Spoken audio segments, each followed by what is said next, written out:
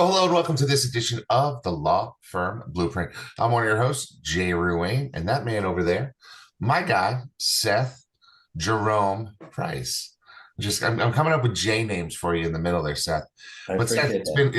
it's been a while since we've been live together. Obviously, life gets in the way of doing something ever so often, but it's good to see your smiling face. How's your week going this week? It is going well. I feel like there are moments when things are clicking.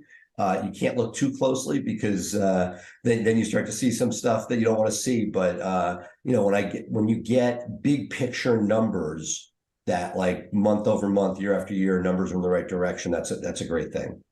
Yeah, for sure. I've been going through some struggles at my firm. We had changed up some senior leadership, and I got more involved. My summer of J has devolved into me doing a lot more work, but it's really been interesting because it's allowed me sort of with all that I've learned and been able to observe while I've been out, make some changes.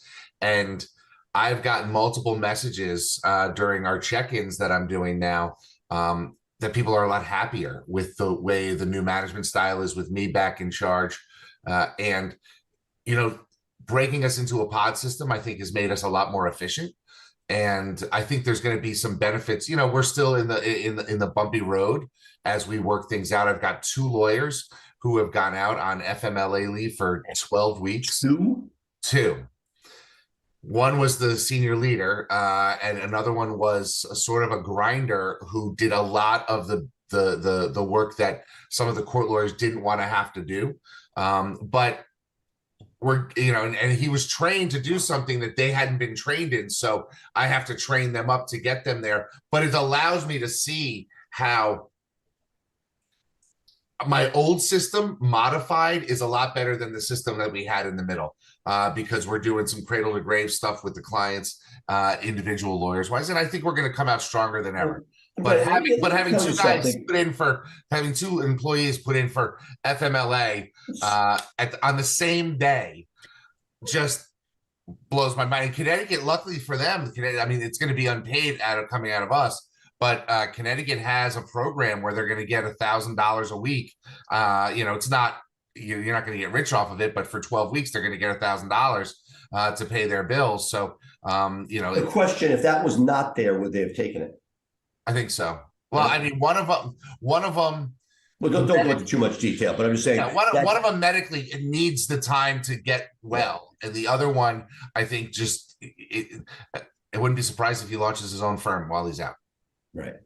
And look, it is something we talk a lot, right? I go to a lot of conferences and masterminds, and I love it. But I know that when I was building the firm, there were a lot of moments where I'm like, do I get on a plane and go somewhere to get a nugget, to get further, versus what you need to be doing. Right. And while I would love you to be on a beach for the summer or whatever it is you chose to do with your time, there are times when the firm needs you, and that if the systems are not in place, you really can't go fly away, because if it's built on a house of cards and you're not there, the only reason that it's staying up is your sweat equity. And that while we may aspire to do a summer in Europe, much easier said than done, especially given, and we talk about this a lot, the lack of redundancy during growth mode. Even at the stage that we're at, there are a few key positions, some that don't matter because there's redundancy, but when you're building and or when you have two people plus some other turnover from the recent past, that does not allow a machine that really allows you to work on your business. You're back in the business, whether we like it or not.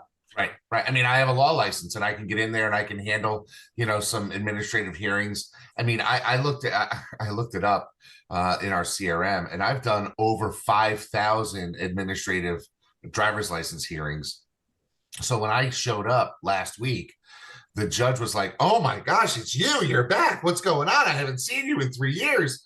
Or more, actually, probably you shouldn't have. You love it. You love it. I'm back talking to these judges, and we're having a good time. I'm like, "Hey, this is what's going on," and I'm recording it because it's a remote hearing, so I can train my people on how to interact with these judges. And I think we're going to come out stronger. It's just I got to go through the suck. Hey, that's what we do. There's some parts of this job do suck. Let's Absolutely. face facts. It's not all rainbows. Well, and again, you have an amazing team, and look, I've had, historically very proud of the fact we have not lost many people we didn't want to lose. But when you have one of those, for us, it's been, once or twice a decade, and you get that phone call, and there's a long pause before you start speaking, what's coming. It's those building blocks that are there are not going to get fixed on 2 weeks notice. And that's where I think as owner, like you ideally shouldn't be, but very often are that plug in the in the wall to make sure the water is not spewing everywhere. Exactly. So, it is what it is.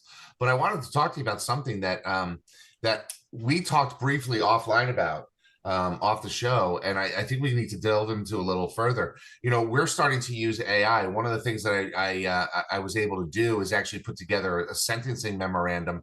We had a client give us all of their biographical data, and then using ChatGPT, we were able to craft a very compelling narrative of their life story that we could add to their sentencing memorandum, and that was awesome. Because I'm not the best creative writer. I'm more of a technical writer.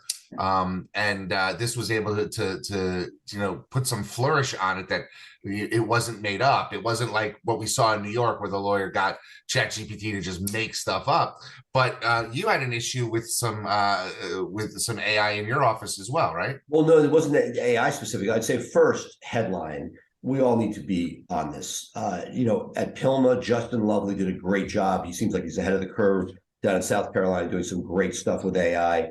Andrew Finkelstein at a mastermind really opened my eyes up to the fact that this is not going to come from the trenches. It's going to have to come from the top, and I find it tough because my leadership bench at the firm is not AI first. And so I'm just trying to figure out how do I require people to be on the Edge browser so that they can have ChatGPT closer to them? Because the stuff you're talking about in the sentencing memo, again, co-pilot, not the writer that you're going to turn in, right? First draft, look at it. But what I love were people's responses to email, similar to your sentencing memorandum, where it's allowing for, and let's say an upset client that has 3 points, answering that. But instead of, as you said, as a technical writer, point 1, point 2, 3, I'm so sorry to hear that. We strive to, all the stuff that you need to include, but may not be your natural inclination when you're like, I can't believe I'm dealing with this. Right. That those types of things, the power is tremendous. And I think what I'm struggling with is, especially at scale, and we talk about managers and then mid-level managers. We could have an entire episode or week, series on mid-level managers as people get to that point. But the idea is, how am I going to get this down to the trenches? Because it's not people's first inclination, not dissimilar. I know we're going to pivot to this in a second, to leveraging of international labor. And some of it is, it's just going to happen. But I wish that there was a way to not just get it out there, but we were on Bonusly at the firm. Maybe it's giving Bonusly points for anything that somebody does with AI, just incentivizing like you would for anything else that you want to move the needle on. And one of the things that I think you need to have is training to your people about, the negatives that go along with AI, like the tendency to hallucinate and add stuff that doesn't really exist in the real world, like that lawyer in New York with the command, do not hallucinate, so that you're telling it. But, you almost really need to effectuate an AI policy in your office so that people know, okay, what can I use it for? What shouldn't I use it for? That type of thing. Well, and what I think the part of it is as an owner, we can't be so frugal. A free version of AI that's using an old database is not the way to go. Absolutely. But look, even up just raised $50 million. Having a closed environment, using the different, case tests, using environments where at least somebody is, what they're pulling from is legitimate and vetted.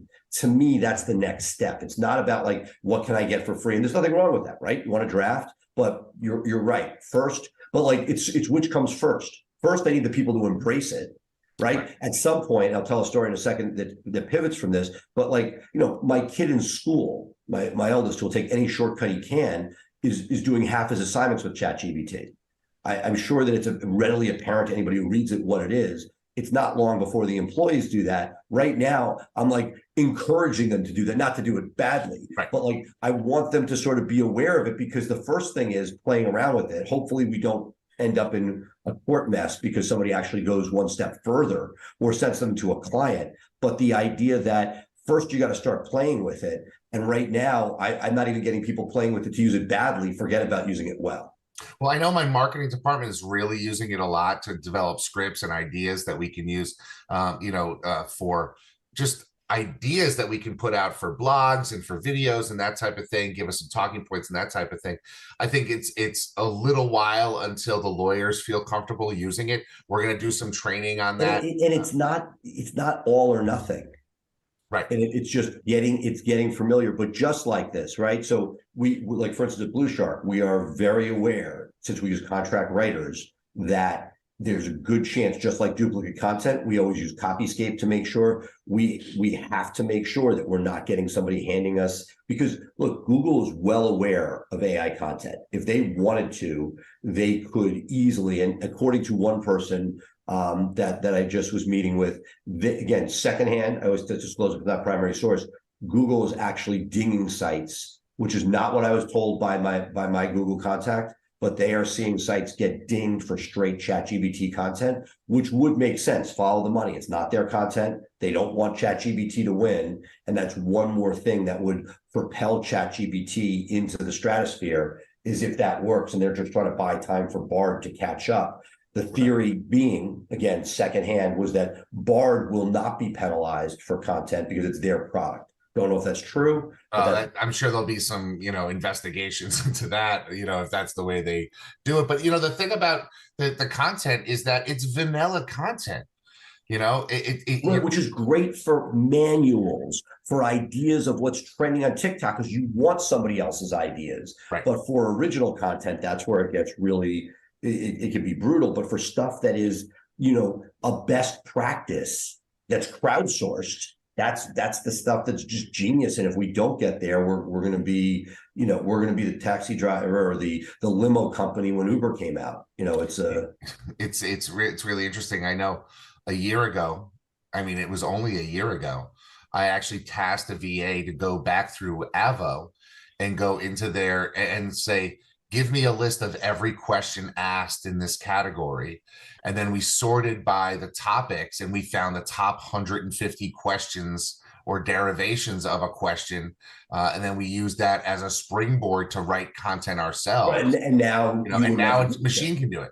Right. It would give that to you. But the Avo thing was good, and we should not minimize that. And I think that hopefully is whether or not ChatGPT is recognizing that, is that not all ideas are equal. If you saw on Avo that one of these things got massive engagement and something else was just an idea, the idea, and that's theoretically where AI is headed, is that it could give you that.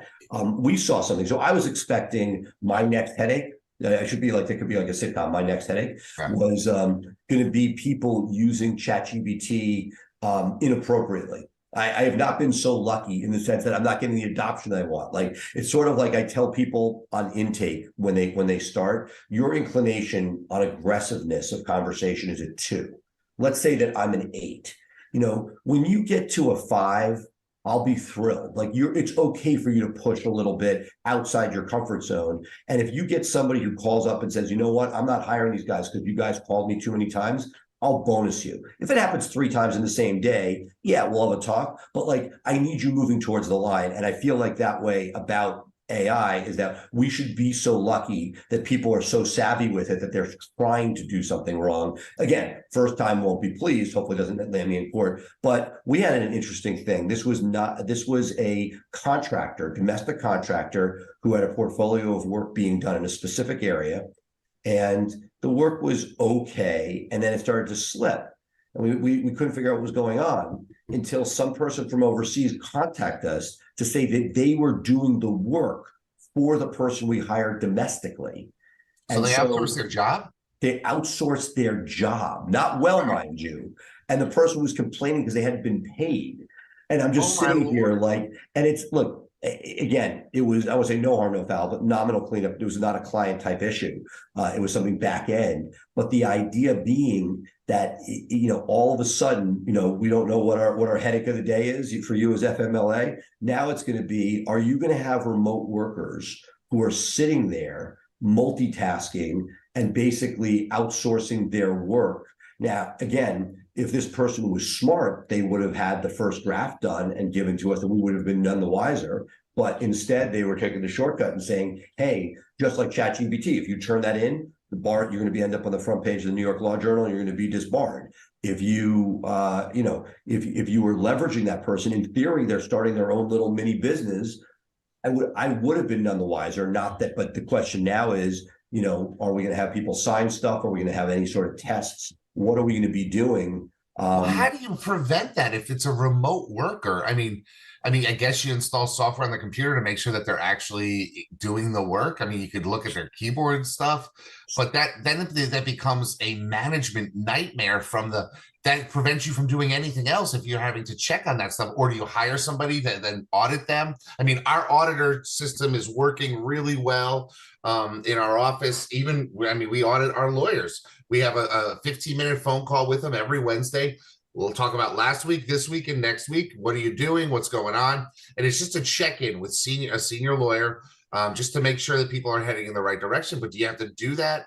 Or eventually, is somebody going to be like, and at one point, will you care? But like, if somebody's using AI, ChatGPT, or otherwise for taking the work, again, assuming that they weren't taking a shortcut and using that as their first draft, at some point, it's interesting, because what protocols you talk about for AI. But again, with this crowd, I would bet, if with our listening audience, which every time I'm on the road, I'm just amazed at how many people out there are listening, getting value from it, which it just makes me so happy that when you and I sit down and go through this, that we're impacting firms. But I bet you there are people out there. I saw this in the international space, even, that when I started to dig into what was going on, that some of the larger outsourcing groups that were using overseas labor, that people over time would end up basically creating their own mini pyramid under them, where work was getting done not by them, but that they were taking the arbitrage of work. And so, again, it's there, and the question is, the more we're in touch, we've talked a lot historically about things like work snaps. And while we still use that for international labor, there's more and more better, newer technology, which has other rationales as far as productivity. We pulled away from work snaps domestically because we saw some negative implications, particularly from Gen Z, that really was not pleased with the sort of big brother concept. But with all the stuff going on, I'm not sure, at some point, are we going to need to go back to making sure, just to protect client, in this particular case, if somebody is going to be sharing, we take a leap of faith that the people we hire are protecting privilege. But God forbid it's one step further removed. I mean, all of a sudden passwords are out there, things like that. That could be a really scary, slippery slope. Yeah, one of the things that we've instituted in our office is I have an assistant who's on the administrative team, and we have an audit log of our CRM, so we can see who's accessing it and who's accessing it when, and we haven't found it yet, but we lock down our passwords so that it's one user per time. Like you can't have multiple browsers open into our CRM because we don't want them to give out their password to somebody else to be able to get in. We have two-factor authentication. Well, right. And that's, look, I got scared straight in a mastermind recently where they talked about, and they showed a lawyer who probably took a 7-figure hit, some covered by insurance, some not, with somebody getting in, it got to the emails, passwords, could email from their accounts, got into their bill.com.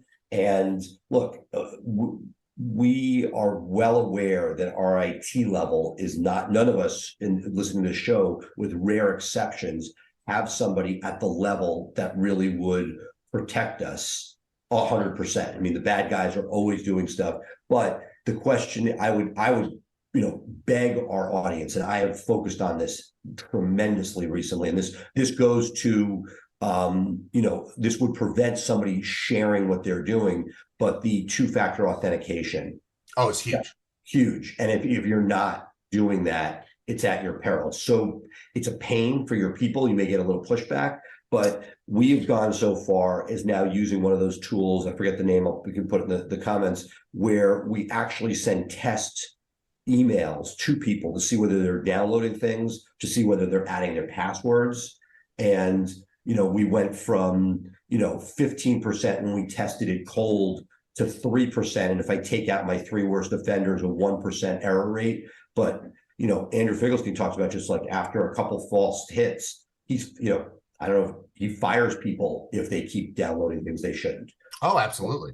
The question is, but it's, burying our heads in the sand on this. Again, what will be my issue du jour? Is it going to be somebody using AI? Is it going to be somebody outsourcing their job? Or is it going to be somebody just letting somebody and giving them the keys to the castle, and some guy from third world country coming and ransacking you, and you trying to pay them in Bitcoin to stop the bleed? Just the idea of all of those things makes me upset to my stomach, But you know what? But each of them you could do something about, right? You could make sure you're maniacal about two-factor authentication. You can make sure that if you want to go a step further, you can test your team, educate them, right?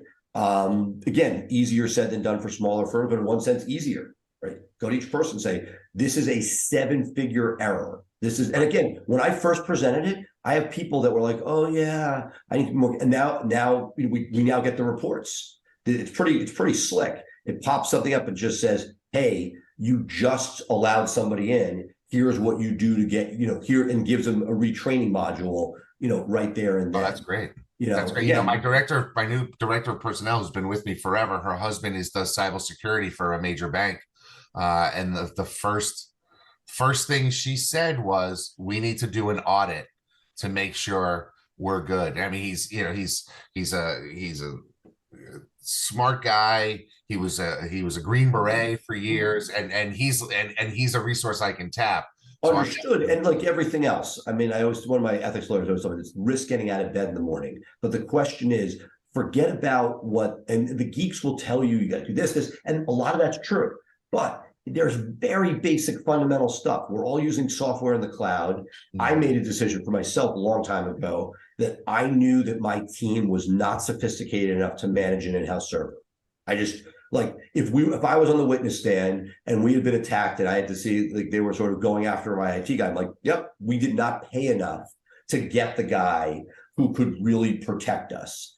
And so there are guys out there that'll do audits, that are fee for service, not just a connection. But I think that me, I want to be away from the favor economy. But I would just, I think the number one thing that everybody listening to this can do is, if there's anything you're doing that doesn't have two-factor authentication that's meaningful, banks, online bill pay, softwares, emails, all of that stuff. And again, there's further ones, which isn't just a text. The next level is it goes through your app on your phone, right? Because people are now stealing the phones. Each piece, I just want to get one step. Well, I mean, think about this. How many people in our audience now have a handwritten list of passwords taped somewhere in their office, and if you need a password, you go to it and you do it, that type of thing? Just get a password manager that you can share, a business password manager, and then change your passwords regularly. Well, no, look, I get you, and look, I was guilty of this. I'll disclose this. There's a long time my attitude was, unless it was a bank or email or something really important, my attitude was, like, for frequent flyer accounts, this and that, like, I forgot the password so much that I use a standardized password. And even within the firm, stuff that was non-monetizable, next thing you know, literally, it's on the dark web. Everybody knows the password. And, my wife's Marriott account, I got a call from like a Des Moines, Residence Inn, that somebody was literally checking into the hotel using her password, using her account that had been logged in. And then months later, a airline consolidator that buys frequent flyer miles calls to say that somebody was offering my wife's Southwest miles to him. So it is, it is a cat and mouse game, but it is no longer one password. It is protocols. And if you don't have the resources in-house, getting somebody to do an audit, but at very, very least, getting to the two-factor authentication blocks a lot of nonsense. Absolutely. Absolutely. So what else you got going on? We got a few minutes left before we end the show. What I would say is, I'm excited. I told you this was going to be the year of some personal travel, do enough work travel, but really excited, taking my wife back to Australia. I had studied there at University of Sydney. I was one of two Americans in an all Australian. Boy, so they really have a poor opinion of Americans then. Absolutely. This was back in the early 90s. This was 1990, and I felt like a soothsayer. It's before the web was a real thing, and The Simpsons had hit in the States, and I was telling them what about The Simpsons. I remember. They're like, nah, we're never going to like the Yanks, the Septics. They call the septic tanks, Yanks. Septics, we'll never love. They ended up embracing The Simpsons more than we did, if that's possible. And it is really, really interesting. So I went back there as a summer associate and spent a summer on Manly Beach. But it is such a special place. So happy to go back and be like time capsule. I hope I get to meaningfully reconnect with a lot of my peeps from way back. Okay, so my summer associate was not in Australia. I did a summer associate working for an environmental law at the Uniroyal chemical plant in Naugatuck, Connecticut, where somebody was being sued because of, they were dropping chemicals into a local watershed or something like that. And we had to process just, hundreds of boxes of discovery and determine if it was relevant or not relevant. The only thing I got from that summer was I got to see the actual paperwork for the creation of Naugahyde, because that's where they made fake leather, Naugahyde. That was at the Naugatuck Uniroyal chemical plant. And the best part about it is it was like a 12-week gig, and I was making good money. And at the end, we got through all the boxes, everything indexed, everything responsive. And as we're standing there, someone says, well, what's that door at the end of the room where everything was stored? And they open up the door, and there was like another 1,000 bankers boxes. We had done 500 over the course of the summer, and they found another 1,000 boxes, and they looked, they're like, you want to work all year? And I was like, heck no, man, this is not the life for me. Doing document discovery, responsive stuff. But I have a lawyer I still know. He was like, yeah, that paid for me to go to law school for the next 2 years, because it was definitely worth it. Worth it for me to stick around and transfer to the Ninth Division. Well, I'll leave you with this. It shows you how you never, like, the networking, the people. I met you 15 years ago on Bubba's couch somewhere. I don't even remember, but it was like, how people come back into your lives. So I'm a rising ninth grader, literally my middle guy right now, who's going to camp. I, for whatever reason, didn't click with camp and instead interned at the Bronx DA's office. This is like pre-Bonfire of the Vanities, right? So pre-gentrification in New York, take the subway up there. And me and my buddy Schmertz, basically on the first day of our internship, unpaid volunteer internship, was we got lumped into the Minority Summer Works group, and they gave us an assignment, and we finished it like in the first half day, and that was supposed to be our work for the summer.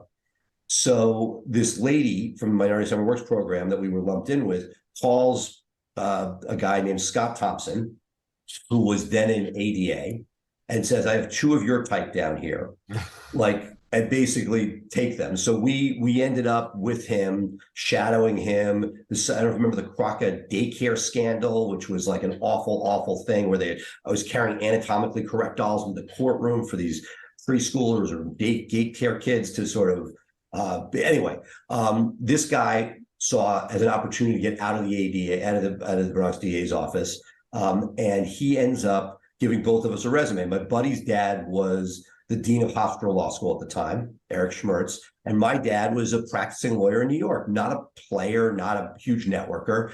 And he sent his resume to a group that finds IP lawyers jobs. That's what he wanted. They had never placed somebody with that experience. The next day they got a request. Didn't hear it, finished my internship, left, would go to my Yankee games after the internship, which is a great part of being at the Bronx DA's office. It's the building you saw from the old right stadium. there. Right. And lost touch. I am in law school first year, and my dad's partner is approached by a guy at a CLE. He's one of the big IP guys, and said, "This is Scott Thompson." Introduced him to my dad's partner and said, "Hey, your partner made my career." And we reconnected. We went to the Yale Club for lunch with my dad, where he's a member, and we got to reconnect. Turns out he got a job, made partner from that original place, and was then at that point in-house at Philip Morris. So his thank you back to me these many years later was a summer associateship in Sydney, where I had the time of my life, thanks to him. So that is how I ended up as a summer associate in Sydney, Australia. That's pretty cool. So folks, if you're watching this in the Facebook group, please let us know in the comments what your summer associate position was. It may or may not have anything to do with the type of law that you're practicing now, but I'm sure you've got a good story. Hopefully better than mine. I don't know if you can top Seth's, but that's what we're looking for down in the comments. Let us know how you spent your summer vacation when you were in law school. But for that, we're going to end the show today. Thank you so much for being with us. Of course, if you're listening on the go, be sure to give us a 5-star review for our Law Firm Blueprint podcast. Seth, any parting words? No, excited for the week, the challenges, and wish you well. I know you got some tough waters there, and I'm sorry you're back in, but you know what? You're gonna build. That's fun. I gotta tell you, I'm feeling more alive than ever before. Look, I gotta tell you, you seem more excited about the getting back into it than you did on the sabbatical. Fun, man. I wasn't ready to die yet. I wasn't ready to retire and wear the white shoes and the knee-high white socks and drive around in my Eldorado down in Florida. I wasn't ready for that. I still got stuff to contribute. So I'm back in it, baby. All right, folks. Have a great one. We'll see you next week. Bye. Bye for now.